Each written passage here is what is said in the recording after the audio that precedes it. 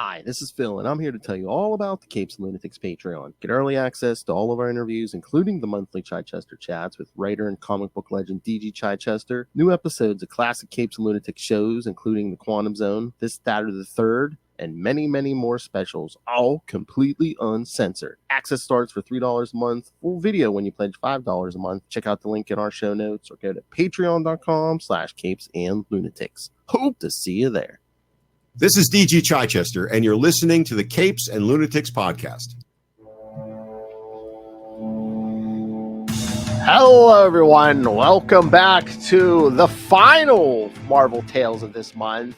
Happy Halloween. Yeah. I am Phil. Joining me, as always. Oh, jeez. Oh, my. Midnight Sun's magic. I don't know. It is. Justin the Owl returning from the beyond. That's right, kids. Today we're going to cover Rise of the Midnight Suns, Ghost Rider 28, Ghost Rider Blaze Spirits of Vengeance #1, Morbius #1, Darkhold #1, Nightstalkers #1 by Mr. James Mateus, and Ghost Rider 31. DG Chichester, you mean? DG Chichester.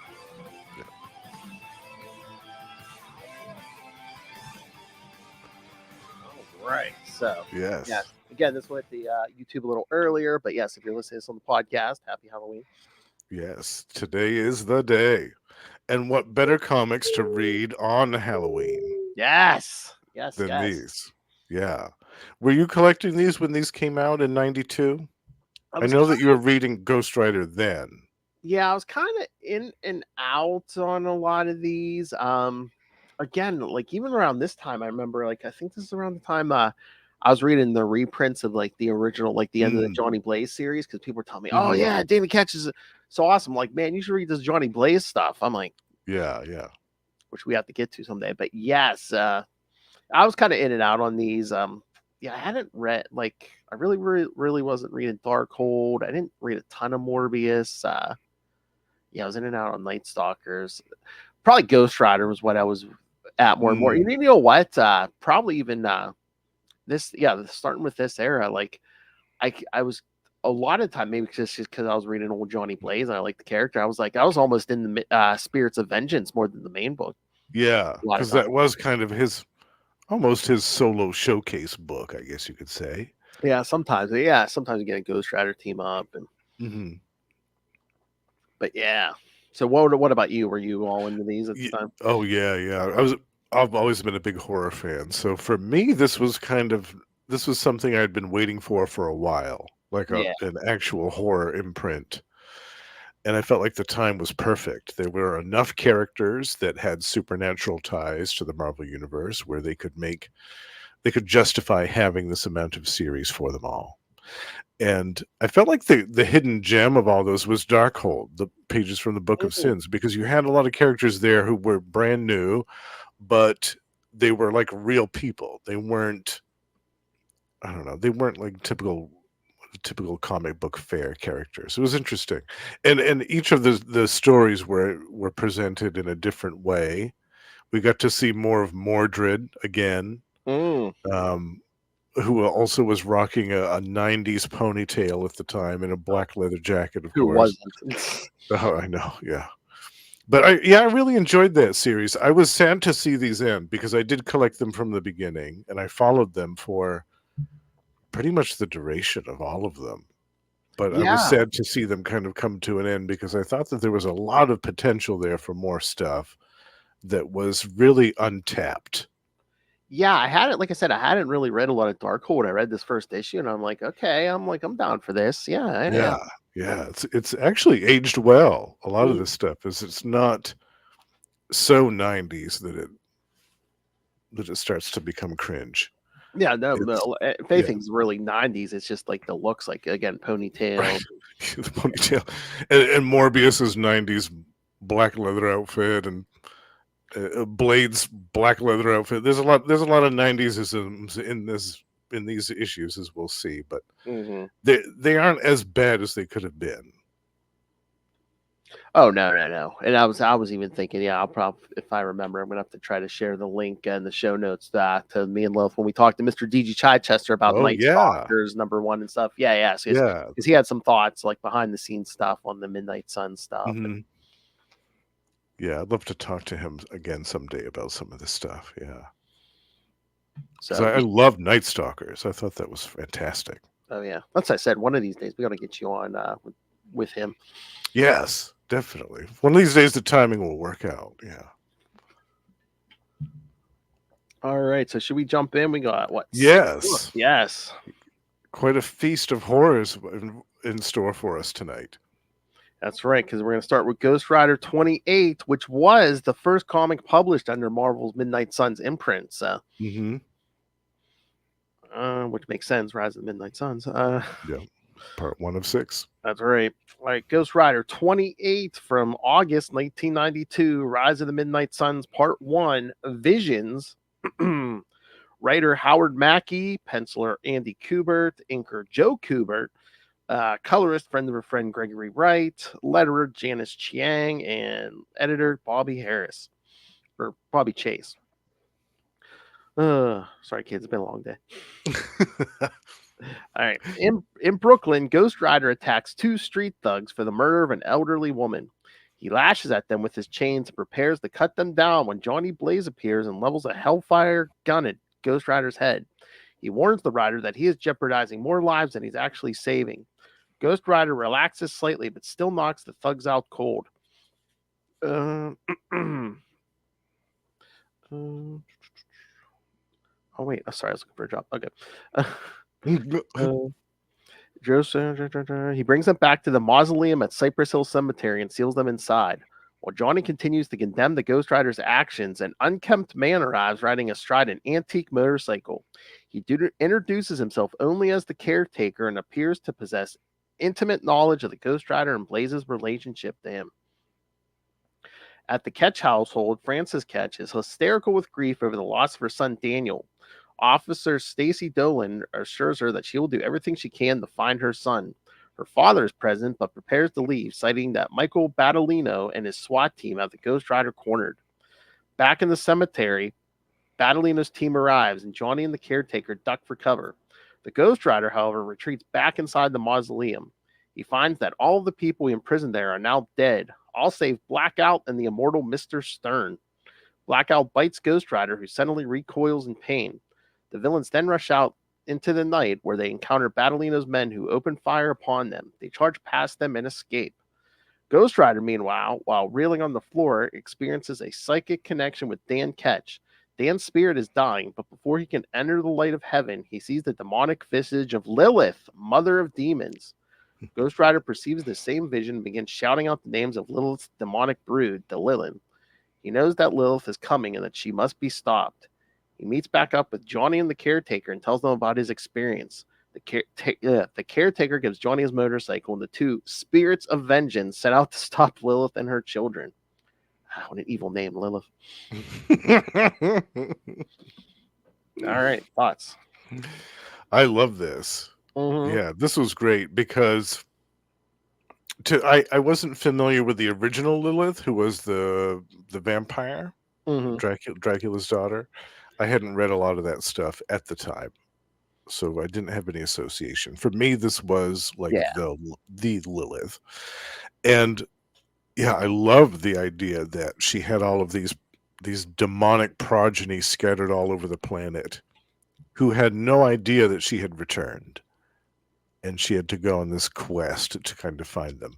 I was kind of over Blackout at this point. I felt like Blackout had been used so much in the last couple of years in Ghost Rider that I was kind of over him. But yeah, I felt like he was used well during this story for the most part, even though he was all through it. I just think that I don't know. I felt like they kind of had this real bent at the time about making Blackout Ghost Rider's arch nemesis. They were trying to drive that stake right home.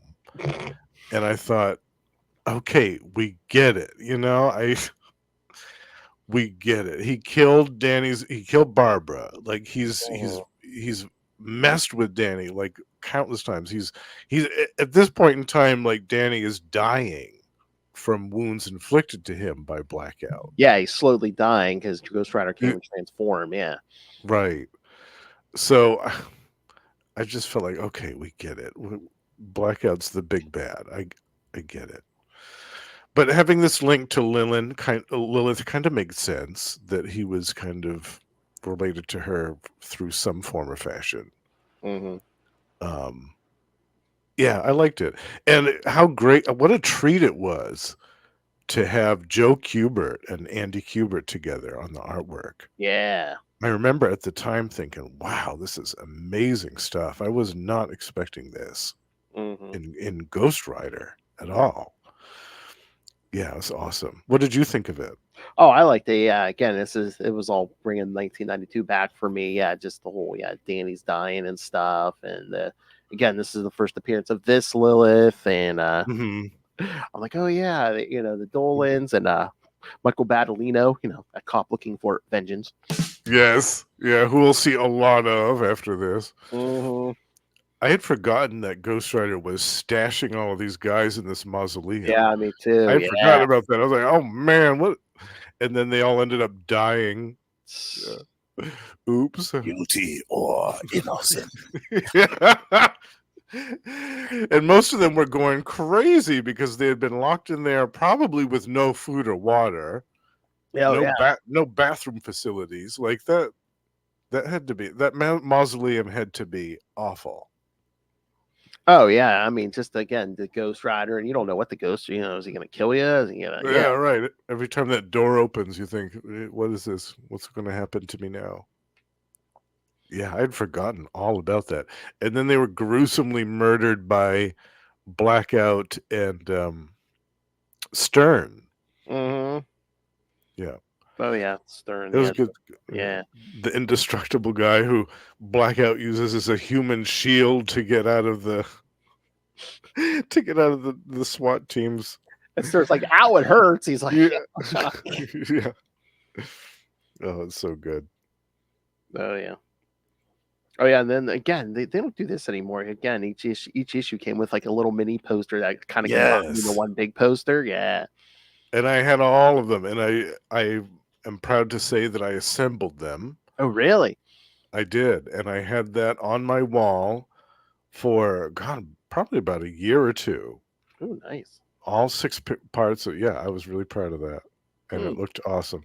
I don't know what happened to those. I think that they're long gone, but yeah, it was cool. It was cool. Another thing that I liked was that we had this new mystery with Caretaker. I can't remember.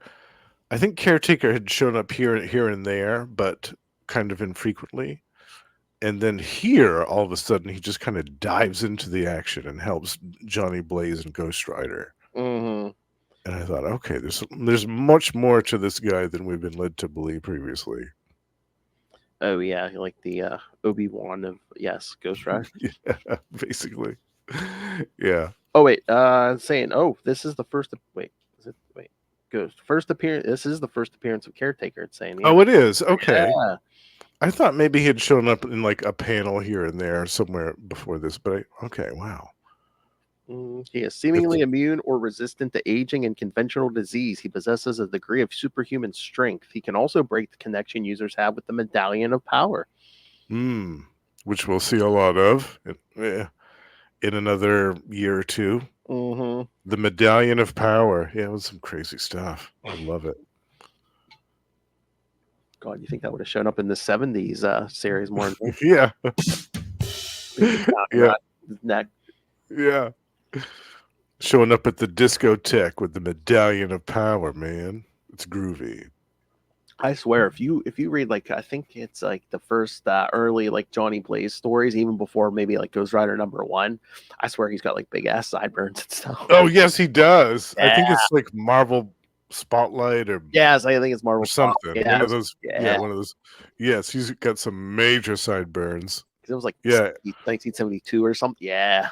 Yeah, and that dude that's his dad. I forget what his dad's name is. Oh, with Crash the Simpson. Crash Simpson with the Burt Reynolds mustache. Yeah. Mm-hmm. Yeah, that's some crazy shit. Yeah. The 70s were in full effect in Ghost Rider back then. The 70s were in full effect. And that, I mean, hell, I mean, yeah, I think one of those last, I think it's like Marvel Spotlight that like Damian Hellstrom shows up. Yes. Ghost Rider gets his own book. Hellstrom kind of takes over Marvel Spotlight. Yeah, and then he gets his own book. Mm. Yeah, that was like the proving ground for oh man, that's what the new stories. Yeah, we need to get back to some '90s Hellstrom too. Yeah, we covered that last year, didn't we? We need more time. That was good stuff. Oh yeah. All right, should we get to the next part 2? Yeah. Which is, kids, and Ghost Rider Blaze Spirits of Vengeance #1 from August 1992. Escape from New York into Visions of Hell. That's comforting. Writer once again Howard Mackey, this time penciling and inking Adam Kubert. Colorist again, friend of a friend, Gregory Wright. Letterer Michael Hessler, and editor Bobby Chase. Ghost Rider and Johnny Blaze are riding through the streets of Brooklyn. Several police cars give chase, and Johnny fires his Hellfire gun at them. One of the cars explodes in flames, but fortunately, the drivers are unharmed. Pained by guilt, Johnny still cannot understand why he has agreed to work with Ghost Rider. Ghost Rider shares with him the vision of Lilith and the destruction she aims to bring to the world. Johnny's sole concern is protecting his family. In northern Greenland, Lilith breaks free of her prison, the desiccated remains of the Leviathan. She attacks and kills 2 scientists named Philip Henderson and Adam Brigman. She reunites with one of her surviving children, the teleporter Pilgrim, and together they begin a quest to track down the remainder of her Lilin brood. Sometime later, Johnny and Ghost Rider meet up with the Quentin Carnival in Providence, Rhode Island.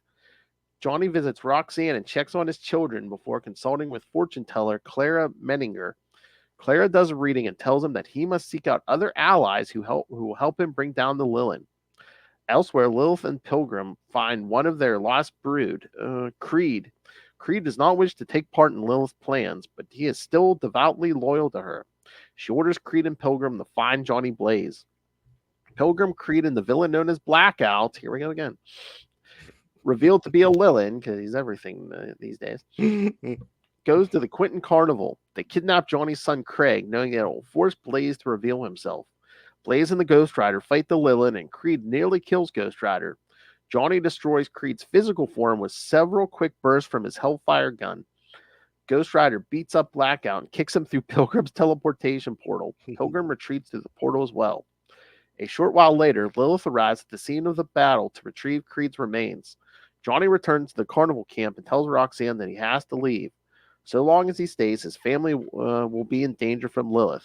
Clara Menninger tells them to seek out a woman named Martine Bancroft. As the 2 cyclists leave, Clara speaks with Dr. Strange, who had been secretly observing the exchange from a safe distance. All right, thoughts? Love this one. Mm-hmm. Love this one. I love the artwork the best. Yeah. Again, it's Kubert art, but it's one Kubert this time. Yeah. Yeah. And I wasn't really familiar with his art, I think, before this issue. Maybe he had popped up here and there and some other stuff, but I don't know. It just didn't leap out at me like it did in this issue. I thought, wow, this is incredible. I still kind of laugh at the angst that happens between Johnny Blaze and Ghost Rider. Like that man is constantly shoving that shotgun in Ghost Rider's face at this period of time. Yes. It is so funny. It's like well, again, I mean, I think part of him is scared because again, he was bonded to Zarathos for how long? Yeah, he's like, and I ain't going back to that. Yeah, he has no clue that this isn't Zarathos. Mm-hmm. Yeah. He I has no mean, hope. I think I read somewhere the original plan was this was going to be Zarathos with amnesia, but then they like changed course after a while. So I don't Yeah. know at this point if they were still like, oh yeah, this is Zarathos, but Yeah, they were keeping it really ambiguous at this point. Mhm. Yeah. Yeah, this was before all the what was that Road to Vengeance where they introduced the Medallion of Power and they Yeah. brought Zarathos back and I was going to they say, was that the next big event? Because I was like, yeah, because they brought him back because they're like, oh yeah, we can make him a villain. We can fight him. We can make a villain out of him. Yeah, right. Well, I can't remember if that was first or if the Midnight Massacre was first. Mm, Because that can't remember. I feel like that happened after the first year of the Midnight Sun stuff. Maybe. When Blade went crazy. Wait, when does that ever happen? Blood hunt. Right, yeah. No. He was possessed this time. That's right. Yes. Possessed by the Yep. evil spirit of Jim Varney. I don't know.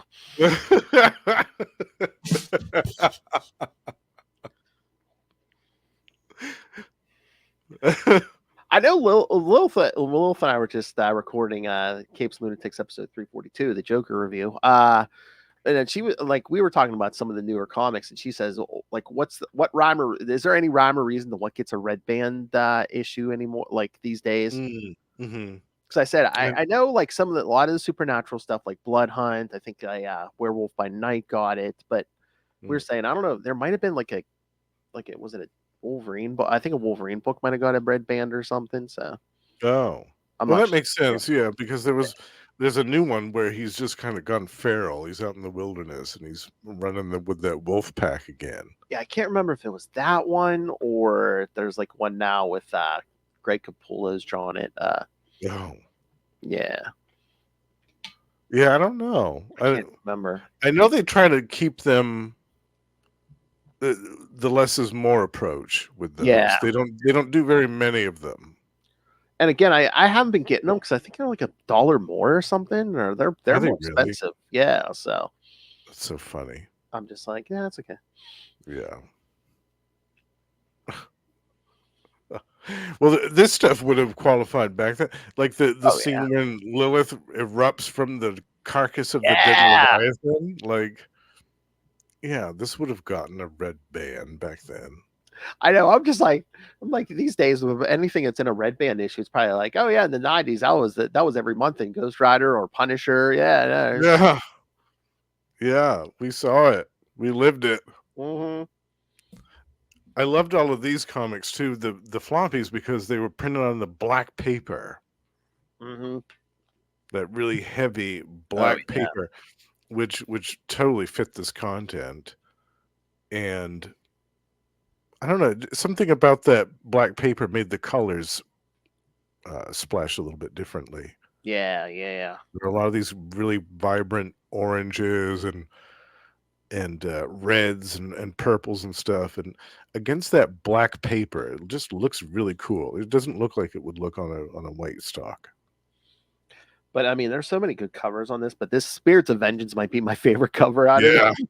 Definitely, it's a great cover. And I love Johnny. He's still wearing that blue jumpsuit, but he's wearing a long coat since 1992. Yeah, got a ponytail. He's wearing the sunglasses. He's got a cigarette sticking out of it. Cigarette, yeah. That's something you would not see now. No, you would not see that today. I was just waiting for him to like shoot that Hellfire shotgun, and be like, "Smoking is hazardous to your health."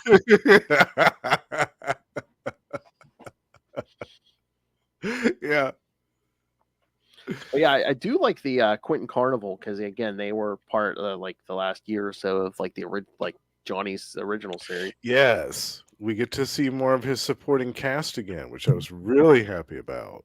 See Roxanne and the twins and No Eyes Clara and Wolf and all those people. I thought, yeah, this is great because this, like I was saying, it's kind of like a spotlight on Johnny Blaze's life, which we hadn't seen much of in the Ghost Rider title. Like would see glimpses and bits and pieces of his stuff, but this was great. I really enjoyed this. Oh yeah. yet. All right. We ready for part 3? Yeah. All right. So this time we jumped to Morbius the Living Vampire #1 from September 1992. Rise of the Midnight Suns part 3. And I guess it doesn't give it a title. All right. Writer. All right. We're going to jump here. Writer Len Kaminsky. Penciler Ron Wagner. Inker Mike Witherby. Colorist Gregory. Man, Gregory Wright's making the money. Gregory Wright. Letterer Janice Chiang, and editor Bobby Chase. So yeah. So far Gregory Wright's colored every single one of these. All of these. At least part 3, so at least half of it. I think Tom Palmer does the Nightstalkers one, so he doesn't do that one. But so Gregory Wright's at least on half of this. Yeah. All right. When we first see Morbius, he is mad with hunger, stalking the rooftops of New York by night. He sends out a victim, an unnamed redheaded woman, and attacks. After draining her, he returns to his senses, including his sense of remorse. Meanwhile, at the club Limelight, Lilith and Pilgrim enter with Blackout punching his way through the crowd to make a path. Lilith compliments the malevolent ambiance and music. Blackout explains that the club used to be a cathedral and the music is speed metal. Lilith makes a note of it and says she may tarry a bit once she has what they came for. Reaching the center of the crowd, they come across 2 revelers, actually the slightly surprised Lilin, Nakota and Fang, who bow before Lilith. Elsewhere in Times Square, Ghost Rider and Johnny Blaze ride in search of Blackout. Ghost Rider can sense some dark events about to transpire, but is unsure of exactly what it is. Exactly what. It is a sense he finds unsettling. The only clue in their search is a woman's name and a hotel room number. Arriving at their destination, Ghost Rider covers his flaming skull with a riding helmet. And they knock on the door, bringing them face to face with Martine Bancroft. Explaining their search so far, they ask what she's doing in town. She reveals she is searching for her fiancé, Michael Morbius. As Blaze examines a picture, he says he remembers the name. Ghost Rider immediately snaps up the picture, exclaiming that the man is one he had seen in his visions, though not as pictured. When Martine demands to know just who he is, Ghost Rider removes his helmet. After overcoming a brief shock, Martine pours herself a drink and says she doesn't want to know. Martine explains she doesn't know much about Morbius's background. He had already won the Nobel Prize by the time she met him. They fell in love and got engaged, neither knowing that Morbius himself had a rare blood disease. When Morbius found out, he worked frantically on a cure, eventually turning to untested methods, such as the serums extracted from vampire bats and electroshock. This process cured him, but transformed him into a living vampire. Martine relates how he nearly killed her, that his vampirism had gone into remission, but had relapsed after an encounter with Doctor Strange, and that she knew he had recently fought Spider-Man, which check out on Ultimate Spider-Cast. Yes. Her plan was to find. Oh God, that's quite the thing. Yes, because he puts on the black suit to follow him into the sewers. Then after that battle, still in the black suit, as Spider-Man swinging home, he runs into the Hobgoblin, and that spills into Mark Spector Moon Knight. So. 92 kids. Oh yes, it was a wild ride. Yeah, that's I think he was still bonded with the demon. I think Hobgoblin. I think so. Yeah. Oh. I don't think he had fully become Demogoblin yet. No. Her plan was to find him and bring him to a biologist who may have the potential to cure him. Barring that, she planned on putting him out of his misery. Ghost Rider and Blaze agree to accompany her. Before setting out, she makes a call to the biologist she found, Dr. Langford, in his lab, and tells him that she and her new help will pick him up on the way. Ending the call, Langford muses that Morbius was too brilliant for his own good. If you had accepted your disease, you'd at least be resting in peace by now, he says to himself. And if you hadn't written so many brilliant unpublished papers during your remission, then you wouldn't have attracted so much of the wrong kind of attention. Uh-oh. Yep. It was Morbius's detailed notes of his condition which allowed Langford to synthesize a serum which would prove fatal to him, all while looking like an honest attempt at a cure under an autopsy. He makes a call to Dr. Payne's men, stating that everything is proceeding according to plan. Back at the Limelight, Lilith uses Nakota's clairvoyance to spy on Ghost Rider, Blaze, Martine, and Morbius. She sends Fang to find Morbius, sensing an opportunity to corrupt him. Martine, Langford, Ghost Rider, and Blaze finally arrive at the warehouse where Martine believes Morbius has made his lair. When the team enters the warehouse, Morbius breaks through an interior door, threatening them to be gone or else. Morbius is stopped in his tracks when he sees Martine and hides his face in shame of what he's become. Martine begs Morbius to let them help him, but Morbius tells her that he fears there is no cure for him but death. I just lost my place. But not today. With that exclamation, Morbius dives through the window, only to be brought down by a combination of one of Blaze's Hellfire shotgun blasts and Ghost Rider's chain. The team captures him while he is stunned. Back at Langford's lab, Fang slips in by transforming into a liquid form. Finding Langford's serum, Fang poisons it with his own demonic blood. While demon blood is normally extremely lethal, when mixed with Langford's deadly formula, alchemical and chemical processes warp it into something new and unpredictable. Langford later noted that the serum had changed color, but thought little of it and injected a bound and unconscious Morbius anyway. Langford was shocked when Morbius not only survived, but began to mutate and then broke free of his bonds. Morbius dives out the window, and Langford is left muttering to himself in shock as the others rush into the room. Ghost Rider and Blaze go to recapture Morbius while Martine sobs to herself, and Dr. Langford calls Payne's men to tell them there's been a complication. Wow, this is intricate. As dawn rises, Morbius begins to burn, and he realizes he must find shelter quickly. Finally, it occurs to him that he has one friend nearby, Jacob Wiesenthal. And Jacob, an MD specializing in family practice and internal medicine, is enjoying his morning tea when Morbius comes crashing through the large picture window of his brownstone. Morbius falls unconscious, waking 9 hours later. Morbius is shocked to find that he is back in his human form, although Jacob is quick to say he can't take credit. As Morbius goes over the lab work Jacob has drawn on his mutation, Morbius notes that it can't possibly be stable. As if on cue, Morbius painfully begins to turn again. While Morbius struggles with his bloodlust, Jacob tells him that he might be able to work out a treatment, extend Morbius's normal periods if he gets a sample of the serum that mutated him. Morbius tells him he will get it, but that he will need more protection than his tattered costume can provide. At Thrash Plus Godville, Morbius finds a full leather outfit with cape that he suspects will give him a good amount of protection. While Morbius flies off to find his next meal, Martine returns to Dr. Langford's lab. She approaches unnoticed and finds Langford arguing with three similarly dressed men. We will later learn that these three are some of Dr. Payne's orderlies. After hearing Langford tell the men the escape was not his fault and that the dose should have been fatal, she is noticed. Martine calls the four of them scum and pulls out a gun she had brought to finish off Morbius. Martine fires a few shots at their feet, but none are harmed. Langford wrestles the gun away and shoots her in the chest. Drawn by the scent of fresh blood, Morbius is drawn back to Langford's lab, where he finds a dying Martine. He's there to hold her when she dies, but afterwards the hunger comes back upon him and he drains her, sobbing the whole time. Morbius vows to end his own life before any more die, but not until he's had his revenge. Just at that moment, the four men return. Morbius quickly slays the orderlies, and Langford accidentally reveals that he killed Martine while begging for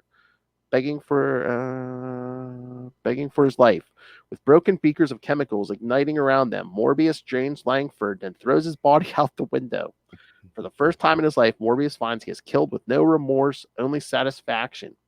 It is only after collecting the beaker of serum that Morbius notices the blaze around him. He dives for the window, but is also half blown out by an ensuing explosion. Morbius is surprised to find Ghost Rider and Blaze below, even as Ghost Rider keeps the beaker of serum from crashing to the ground. When Ghost Rider demands to know what happened, Morbius tells him of Langford's treachery and Martine's death. Unsatisfied, Ghost Rider uses his penance stare to sort things out. Although confronted by apparitions of the many people he's killed, Morbius tells Ghost Rider he's seen nothing he didn't already know. Ghost Rider finds himself in a quandary as Morbius has remorse but can't be allowed to continue slaying innocents. Morbius then vows to drink only the blood of corrupt. Ghost Rider tells him that the path he has chosen is thornier than he suspects, but that he will not interfere. All three depart before the first responders arrive. Back in the limelight, Lilith curses that Morbius has escaped her grasp. After nearly choking Nakota, Lilith restrains her anger and decides that there are easier mortals to prey upon than Morbius. She then asks a clearly exhausted Nakota to show her Victoria Montesi. Later at the Daily Bugle, Ben Urich gets a call from a source at the 73rd Precinct tipping him off about a Jane Doe dead on arrival with no blood in her body. Peter Parker recognizes the work of Morbius when he hears it and resolves to do something about it as Spider-Man. Mm. All right. Thoughts? Well, I guess we've got a Morbius fan out there somewhere that contributed that lovely detailed synopsis. I guess, I know. Yeah. I know, man. Somebody is a major Morbius fan, I'll say that much. I know. I love this issue, this first issue actually. I didn't read a whole lot of the Morbius stories with Spider-Man in the 70s. Basically just the reprinted stuff. Oh, yeah. Just a handful of that. So I didn't have a big association with who he was before all this, other than maybe 4 or 5 random things. Well, his first appearance, he's already a vampire, but then they do like the flashback to show how he got that way, and it was it was basically the whole experiment that turned him into a vampire. But yeah, right. Yeah, I love also the artwork of Ron Wagner. Yes, I think he's fantastic, and he doesn't get enough credit. He did a couple of issues of Batman that you and I covered over on We Are the Night not too long ago. I think during Night Quest. Yes. And yeah, I can't say enough good things about Ron Wagner. He is an amazing talent. And he is a great choice for this book. Yeah. But his style is a great choice for Morbius. And I collected this title actually pretty regularly, and I remember lamenting his loss, Ron Wagner, after he left the title, thinking, geez, this isn't the same. Like this is not the same Morbius. Like, I didn't read a ton of Morbius in this time, but I don't think I was aware that Len Kaminsky was writing this. If I knew, this is the same Len Kaminsky writing Iron Man, I would have been all over this. Oh yeah. And he stayed on this title for a while too. Yeah. And again, I mean, you could see the physical and other transformation here of now Morbius is going to be more like an anti-hero. It's like, I'm only going to drink the blood of evil people. And but it makes sense. It doesn't seem like it's contrived just for the sake of this crossover. It actually makes sense. And he's kind of like shifting back and forth, so maybe the bloodlust isn't as bad. Like I said, I haven't read a ton of this, but maybe the bloodlust isn't as bad. Well, we get complications because of the contamination of Fang's demonic Lilin blood. That actually comes to a head later on during the massive Siege of Darkness crossover, when they seek to exploit that corruption for their own ends, and it doesn't end well for Morbius. And several other members of the Midnight Suns actually suffer a price because of that. But I won't spoil that. Oh yeah, we want to get to all that someday. Yeah. We'll eventually get to it all. Yeah. Oh my god, is that Road to Vengeance? Where did they have like I know they did one before, but was it like glow in the dark covers? I know they had like a frame around the covers where it was all like neon and stuff. They were like neon. Yeah, I don't think they were glow in the dark, but they were basically neon. Yeah. I remember getting on a weekend excursion back during those days to the comic book shop. I remember getting like I think all of them in one weekend, and I just spent a binge session reading them all. Yeah, I was gonna say I remember grabbing a bunch of those at once. Yeah. All right, we ready for the next one? Yes. All right, so next part is Darkhold, pages from the Book of Sins, #1 from October 1992. Black Letter. Writer Christian Cooper, penciler Richard Case, inker Mark McKenna, colorist Glennis Oliver, letterer Phil Felix, and editors Bobby Chase and Kelly Corbis. In New York, a dwarf with an evil sneer delivers a black envelope to a businessman named Donald J. Walsh. Upon opening the envelope, a tremendous evil overwhelms him. That explains it. And returns home. He gets into an argument with his wife, Zephyr, then begins producing chameleon worms from his body. The worms attack Zephyr, choking her until she dies. That's one way to win an argument. In Rome, Italy, physician Victoria Montesi has lunch with her colleague Nash. One of her supervisors stops by the table when Montesi and he gets into a brief argument. Afterwards, they return home to the apartment they share together. Suddenly, an explosion rips through the room, greatly injuring both women. When Victoria awakens, she finds her father, the priest Vittorio Montesi, at her bedside, along with Interpol agent Sam Buchanan. Vittorio tells the agent that the Montesi family is charged with safekeeping the Book of Sins known as the Darkhold. Several pages from the Darkhold have been lost for ages, however. Vittorio suspects that the attack against his daughter may be related to the Darkhold and asks Buchanan to keep an eye on her. Victoria doesn't tell her father that she has been experiencing bizarre nightmares relating to the Darkhold and its evil works. Sorry.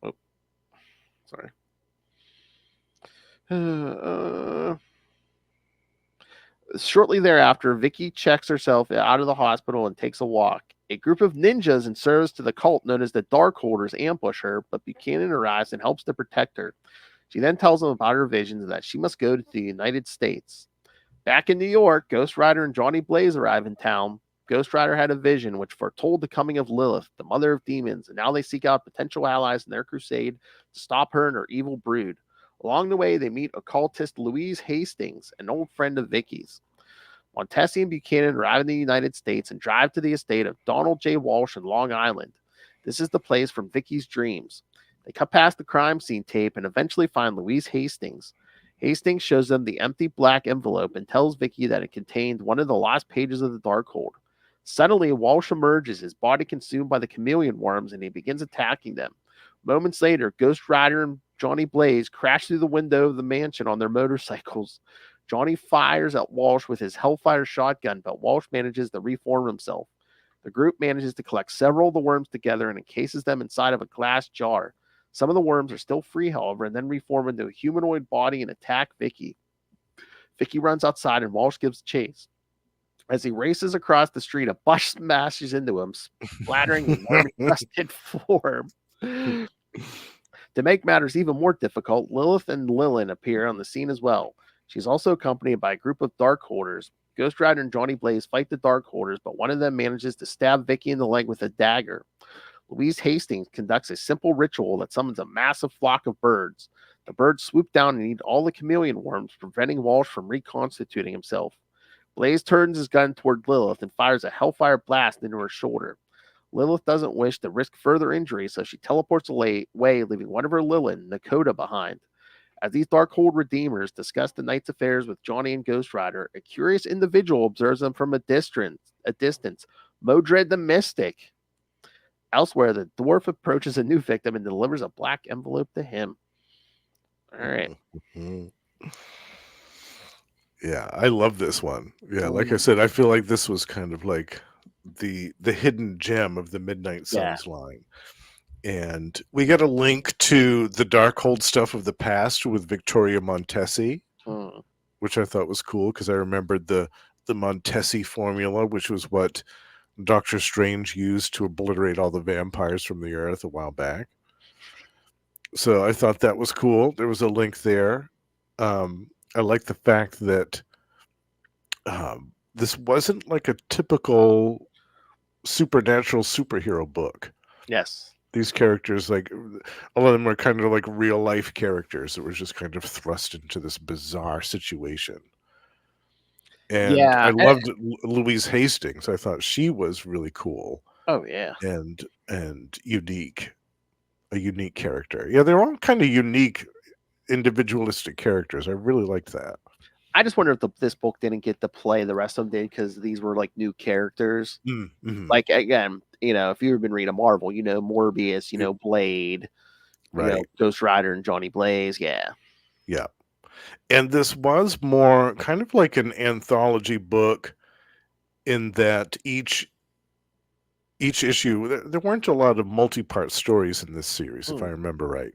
Because the dwarf would show up and he'd give a page of the Darkhold to somebody, and then like that would be the plot of that issue.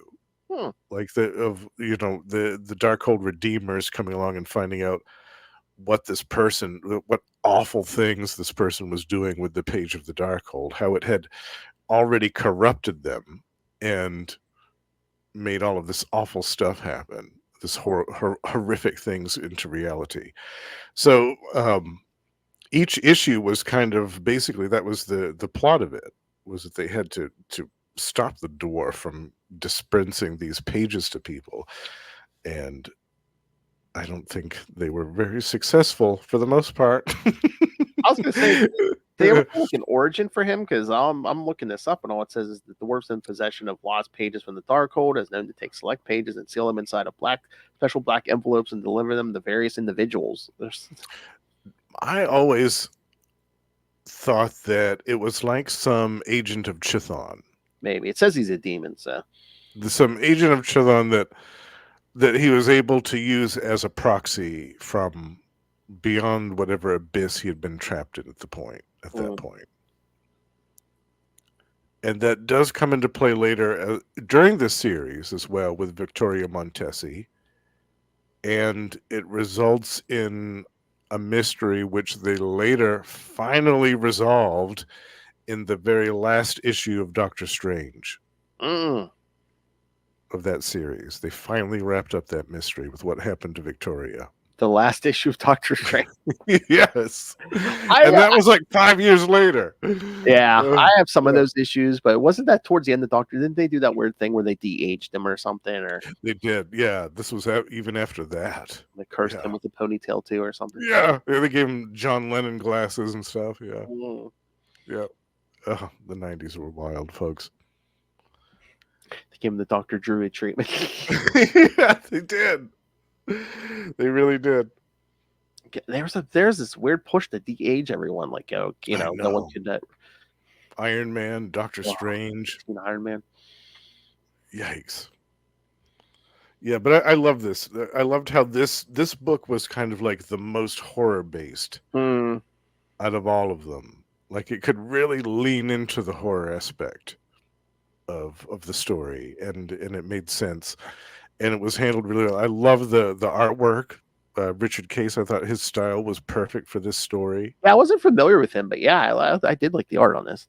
Yeah, and again with against that black paper, it just looked so much better. All of this really dark, drenched in ink artwork. It really looked great. Yeah, and still does. It still holds up well. Yeah, I love this one, and I would recommend this to anybody who hasn't heard of this yet, who wants kind of like a horror, or more of a horror-based comic and less superhero, supernatural stuff. Yeah, it looked like there were at least some of the issues of this on the app. Yeah, I want to check this out. Mm-hmm. All right, ready for the next one?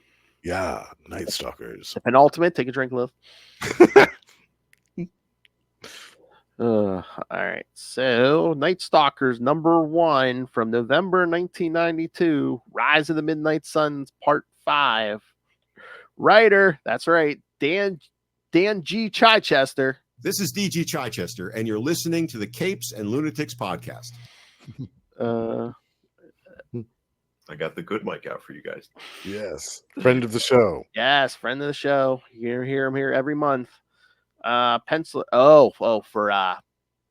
For this month, for October, yes. Oh god, it probably went up already if you're listening to this on the podcast. But yeah, this month's Chichester Task, we're going to talk about his story from Hellraiser 13. So. Oh yeah. Russell and I on a Tomes of Evil episode, we talked to him about some of his Nightbreed comic books. Yeah, this is like new territory for me because I know a little. Yeah. We gotta talk about that. Oh, it's so good. Yeah, I love it.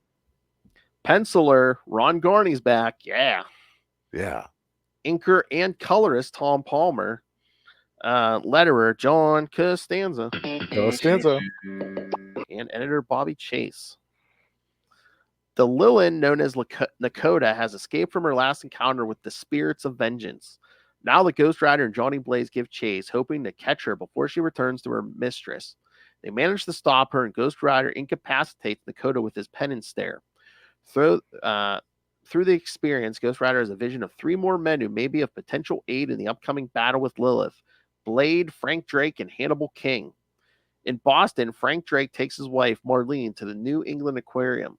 While observing the whale tank, Frank has a harrowing vision of Lilith tearing through the belly of the creature and emerging in the Earth realm. Frank shakes away the vision, only to discover that Marlene is now in a state of catatonia. Doctor Strange is present in the crowd and recognizes Lilith's influence. Later, Strange visits a mental hospital in Boston operated by Dr. Rittigreig. Under the capacity of a physician, Strange arrives to have Blade released from the hospital, despite the strong reservations held by Rittigreig. He stereotypically uses the magic to provide Blade with his old equipment and weaponry. Blade goes to Borderline Investigative Services to reunite with his old ally, Hannibal King. Hannibal has been having difficulty in life lately as he now feels the old vampiric bloodlust welling up inside him. Unlike most vampires, Hannibal has never consumed the blood of the innocent, a detail that once saved him from the effects of the vampire-destroying Montesi formula. Meanwhile, Lilith and Pilgrim track down another one of her Lilin, Meat Market. Meat Market executes a man named Justin Hoyt and offers him up as a sacrifice to his mother. He then shows her a parchment of dried flesh etched with the likeness of the Mystic Nine that threatened to stop Lilith's plans. The images include Blade, Frank Drake, Hannibal King, Ghost Rider, Johnny Blaze, Morbius, Victoria Montesi, Louise Hastings, and Sam Buchanan. Lilith then embarks upon a plan to manipulate her enemies into fighting each other. She takes on a human disguise and enters the offices of Borderline Investigations in the form of a paying client. Lilith tells the three men that she wishes to hire them to kill two demons, Ghost Rider and Johnny Blaze. Blade is instantly set off by her, commenting that she gives off the scent of evil. The group outfits themselves with new equipment and weaponry, including a necrotech gun that targets supernatural entities. Ugh, the scent of evil. They hunt and eventually track down Ghost Rider and Blaze. Ghost Rider attempts to use his penance stare on Blade, but Blade deflects it with the reflective surface of his sword, causing Ghost Rider insurmountable pain. Drake then blasts Ghost Rider with his necrotech gun, Linda. I told Chichester I love that. Yeah, Linda as in Linda Blair. Yeah. It causes Ghost Rider's bones to fuse together. Blaze draws his Hellfire gun and prepares to fire, but Blade counters the gun's effects with a double-barreled weapon that fires miniature wooden stakes. Suddenly, Meat Market arrives and enters the fray. The combatants realize that they've been set up and that they should be fighting Lilith's brood rather than each other.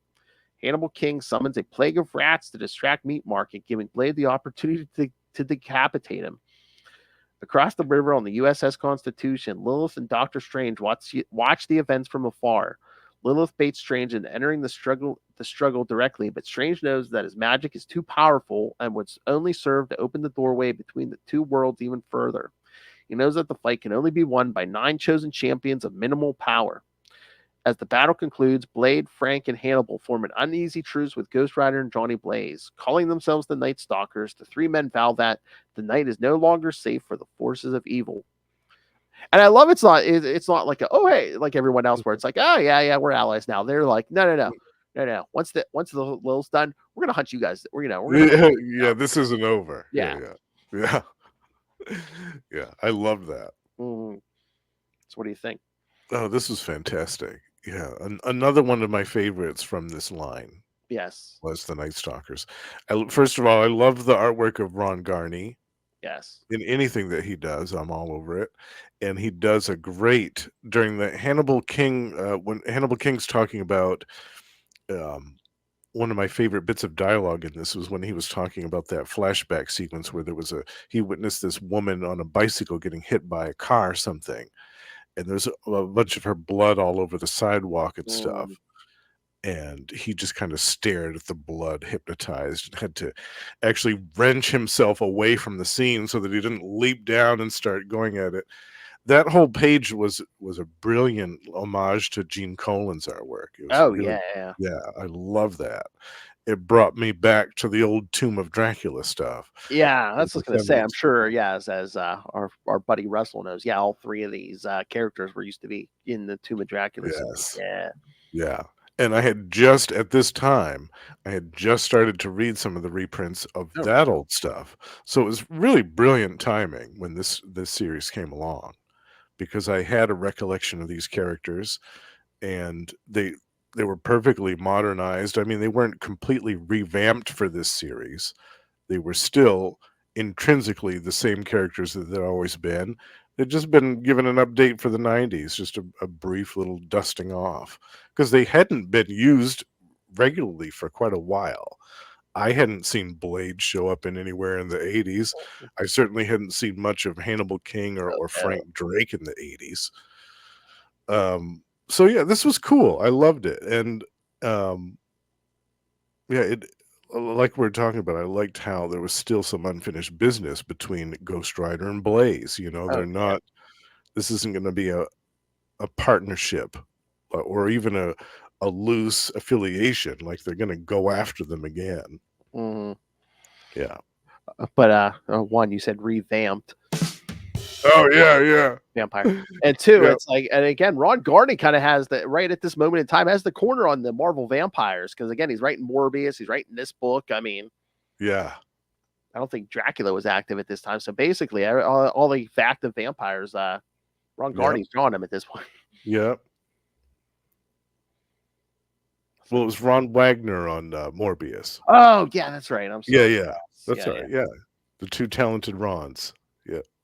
Yeah, I forget. Yeah. Ron Garney was doing another book at this time, though. I think he was doing I feel like he was doing two at this time. I can't remember what the other one was, but I feel like he was doing a different series as well as this. Because I know later on it was like 95 maybe, or 96? JMD Mateus did like, I don't know, like 5 issues or so with Daredevil, and oh yeah. when he was drawing those. Oh yeah. It's perfect for Daredevil. Yeah, he did. He went over to Avengers, I think, for a while. Yes. Didn't he? Yeah, I think so. Yeah. He's excellent. Mm-hmm. And of course, excellent script. Oh yeah, from D.G. Chichester as always. And again, I'll put the link in the show notes, kids, the Chichester Chats episode when Lilith and I talked to him about this. So yes, you can hear right straight from the man's mouth himself about this issue in the Rise of the Midnight Suns and the behind the scenes stuff. Them all planning it out. Yeah. That must have been fun. Being in the writer's room at that time and listening to those conversations. That had to have been fun. Oh yeah. That's like the one time he was telling us after I talked to both of them, he had lunch with Fabi and niece Isa, and I was like, oh man, I'm like, why didn't you record that lunch, man? I would have paid. Listening to that lunch. Yeah. I love that. All right, should we wrap this up? Last issue? Yes, Ghost Rider. All right, Ghost Rider 31 from November 1992, Rise of the Midnight Suns. Part 6. Again, Howard Mackey, Andy and Joe Kubert are back. Colors Gregory Wright. What? 4 of the 6 was Gregory Wright. Yeah, that man was busy. Letterer Janice Chang and editor Bobby Chase. Lilith and her Lilin locate the body of their fallen demon, Meat Market. Meat Market recently met a grisly end at the hands of the Nightstalkers. Lilith decides that she wants to stage her final battle against the Nine at the place of her resurrection, Greenland. Pilgrim opens a portal, and the Brood teleports thousands of miles away. Lilith takes the frozen remains of the 2 scientists she killed and fuses them with Meat Market's corpse. Ghost Rider and Blaze, meanwhile, ride across the countryside in the hopes of finding Dr. Strange. Ghost Rider is confident that Strange is the only man capable of stopping Lilith and saving Danny Ketch's soul. In Boston, Blade, Frank Drake, and Hannibal King return to the offices of Borderline Investigative Services after their most recent run-in with the Lilin. As they open a door, an explosion erupts forward, blasting all 3 men backwards. They disappear from the scene soon after. In New York City, Dr. Strange encounters the vampire Morbius during his nightly feeding. Strange requires Morbius's aid, and the living vampire tells him that you only had to ask. Strange opens a portal that transports Morbius to the rest of the chosen Midnight Suns. All 9 of the chosen warriors simultaneously appear in the Arctic Circle, including Morbius, the Nightstalkers, the Spirits of Vengeance, and the Darkhold Redeemers. Lilith and her brood stand ready to face them. Lilith commands Pilgrim to tear a hole in her throat with his fingernail, thus creating a dimensional portal within Lilith's own body. From this, she plans on resurrecting all of her Lilin. The Midnight Suns charge after her. Lilith reaches into the portal and uses her magic to call forth the lost spirit of Daniel Ketch. She binds Ketch's soul to a new body resembling Meat Market. He attacks Ghost Rider, sending him sprawling from his motorcycle. Johnny Blaze is reluctant to turn his Hellfire shotgun against the new Lilin because he knows that Dan Ketch is part of the creature's genetic matrix now. Victoria Montesi clubs Meat Market across the skull, but this does little good, so Sam Buchanan shoots him 3 times. Blade slices Dan across the stomach with one sword and drives the other downward into his shoulder. Howling in pain, Dan loses control of himself and wades through his own comrades to get to his foes. He attacks Pilgrim, causing the Lilin to create a dimensional rift inside himself. Ghost Rider gets back up and ensnares Dan with his chains, then throws Dan back through the portal in Lilith's body. Morbius, meanwhile, attacks Fang and bites him across the throat. He suddenly realizes that Fang is responsible for the vampire's current physical state. Blade attacks Blackout while Frank Drake turns his attention towards the rift. Ghost Rider attacks Lilith directly and holds her high above his head. He then forces Lilith into her own rift, and the gateway instantly closes. Lilith and her Lilin are gone. As things begin to quiet down, Doctor Strange arrives. He transports the Nightstalkers and Darkhold Redeemers away. He tells the remaining Midnight Suns that he could not attack Lilith directly, for the use of his own powers would only serve to strengthen the rift, hastening Lilith's goals. Some miles away, Lilith and the Lilin reemerge on Earth. The battle has greatly weakened her, and she needs time and sustenance to gain her strength back. Seeking nourishment, Lilith attacks one of her own Lilin, Nakota, and begins drinking her blood. I don't know. That's never been my experience. For Lilith to regenerate, it just takes the blood of a 25-year-old himbo. Well, there weren't any available at the time. Is that a sentient tongue? Lubricated eels are the best. All right, thoughts on this? I thought this was actually a really satisfying conclusion. Yeah. I loved the fact that we had everybody converged together where Lilith made her big resurrection. And also, I forgot to mention in the other Ghost Rider issue, in the floppies of these, there were not only a 2-page spread, it was a trifold. There's a trifold spread in each Ghost Rider issue in this crossover, which kind of folded out to display this massive image. And in this one, it's a great picture of just the Midnight Suns versus Lilith and the Lilin, the full assemblage of all of them. And it's basically like a miniature poster. It's so cool. And I love that they just threw that in there. I'd forgotten about that because I read this on the app. But yeah, I do remember those trifolds. Yeah. Yeah, it was so cool. It was just a neat little surprise that they threw in there, which I thought was nice. Yeah, I really enjoyed this. And at the end, the Nightstalkers were like, oh, well, it just so happens Ghost Rider and Morbius are the next items of business on our list. So this saves us the trouble of tracking them down. And and then Doctor Strange shows up and says, no, you guys have done enough fighting for one day. Doctor Strange is just like in Ragnarok when he, Loki charges him. Like, okay, bye-bye now. Yeah, bye-bye now. Yeah. And I was surprised at the ending where Lilith turns out to be alive, buried in the snowbank, and she starts to attack her own child. I was like, oh man. Not a good parent, yes. No. Yeah. I was also surprised at how Ghost Rider defeated her, turning her, like grabbing her and like turning her in on herself. I thought, oh, that's interesting. Okay. There's something you don't see every day. And I mean, I like the concept of the Lilin, but again, making Blackout one of them, and I'm just like, oh, I guess that's gives them the excuse to work with him, because otherwise they probably wouldn't have worked with him and stuff. But right, yeah, they would have probably killed him on the spot. Oh yeah, Lilith. Yeah, definitely. Yeah, it was a way to incorporate him in pretty much this entire crossover. But I guess he was popular at the time. Another vampire. Yeah. An unofficial vampire. Yeah. I love how he burned himself in a previous story by trying to bite ghosts. Well, Yeah. why do you think that seemed like a good idea? I'm like, Yeah. And in one of these issues tonight, that we discussed tonight, he does it again. He does it again. I think it's the other Ghost Rider issue. It's the first one we covered. oh yeah, I think There's a panel where he says, "Yeah, the last time I tried to do this, I burnt half of my face off," and he says, "I don't care. I still want to do it anyway." And he bites him again, and the same thing happens again. It is so funny. Oh, I love it. Stupid idiot. Yeah. He didn't learn enough the first time. Well, yes, kids. So yes, there's the first appearance of all the Lilin kids. I hope they suck it. Yeah. And it's not the last. We'll see a lot more of the Lilin. Ew. Yeah. For once the sales numbers start rolling, they're like, yeah, no, she'll be back. Yeah. Yeah, these were popular. I remember that these, for the first year or so, these Midnight Suns books sold really well for Marvel.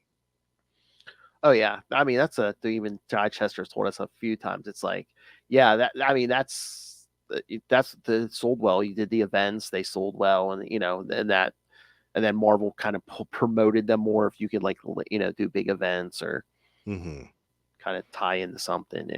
Yeah. It was just a shame that it didn't last longer than it did.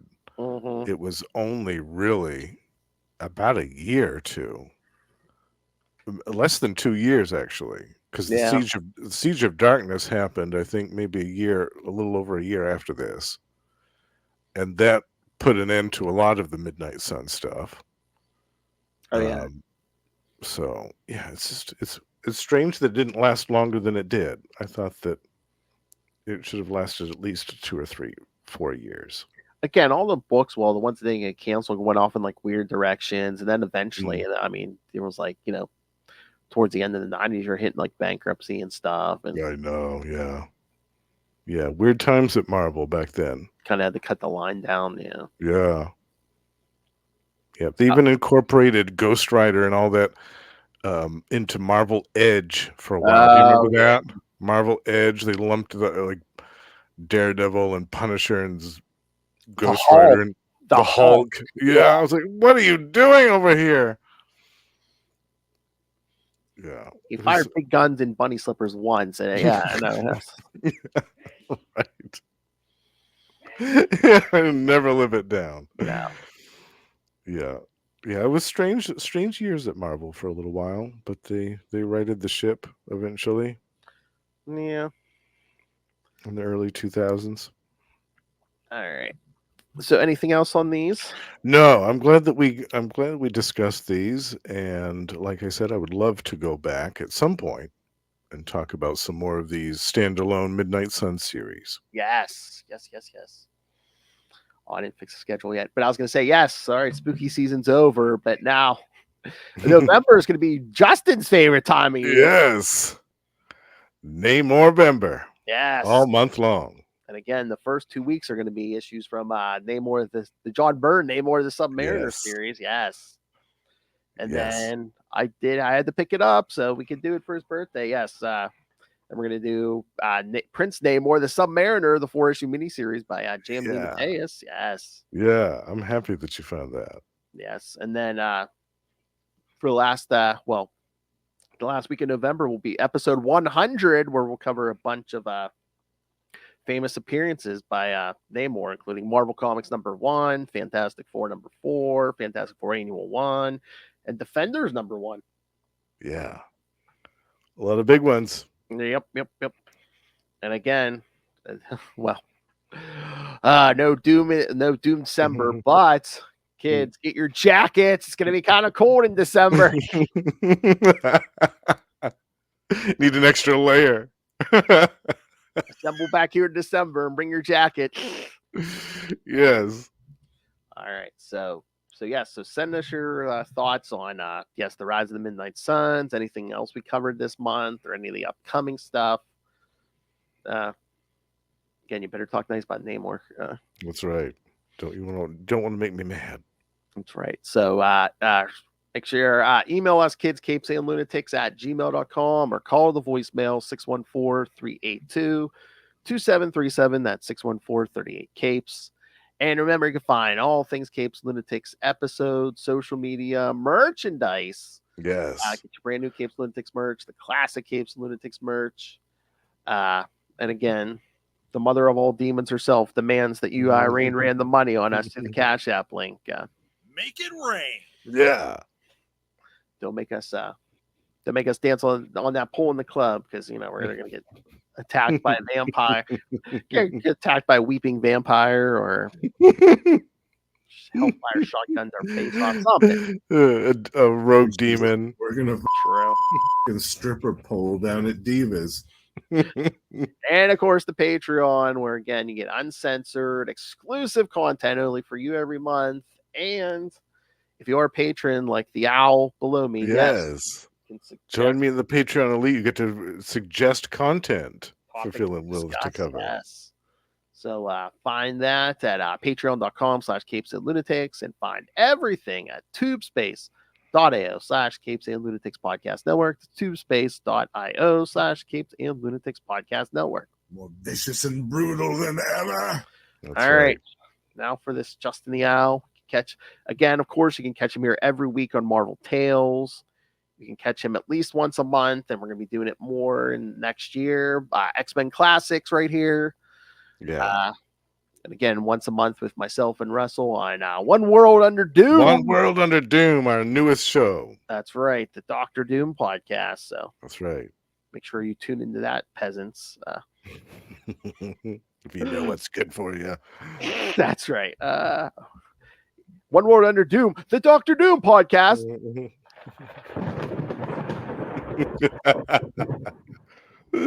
And of course, you can catch him over on Capes Lunatics Sidekicks at least once a month with me on We Are the Night, the Batman podcast, talking all things Azrael. And every once in a while, he drops in on me and Lilith. And of course, you can hear him every so often on Electric Mullet, the Superman podcast. He's winding down a lengthy time there. Yes. And he'll be back in 2025. So tune in every time. You never know when he's going to drop in. That's right. I might surprise you when you least expect it. But of course, that's not all the King does. So Justin, tell them where else you appear on these fine. That's right. You can also find me on Gamma Charge, where Russell and I talk about the Incredible Hulk and the Sensational She-Hulk every month. We also have a Patreon, so check that out. This month for October, we're going to upload some type of an episode on our Patreon feed about some of our favorite horror movies. We haven't settled down a specific topic yet, but we will before the end of the month, rest assured.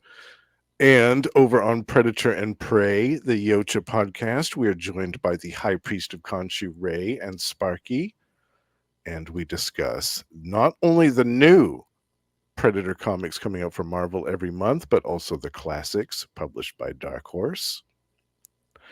And over on the Lost Library of Legends, my solo show for Halloween, I will be doing a special spotlight on a forgotten Steve Gerber classic from 1991 called The Legion of Night.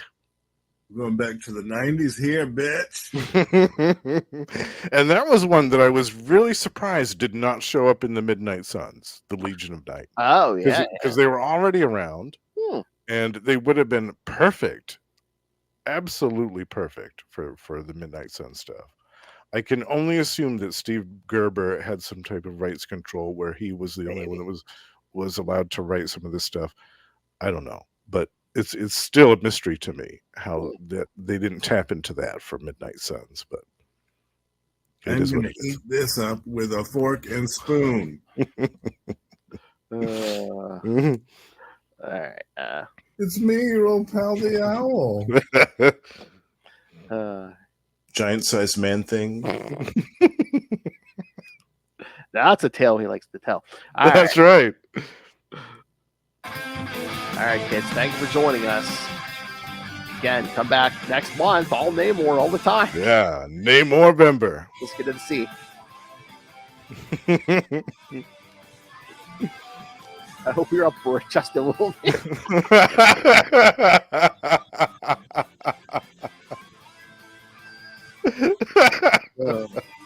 especially John Byrne Namor. Holy hell! Woo. All right, kids, come back next time. Remember that cautionary tale. Don't piss off Lilith.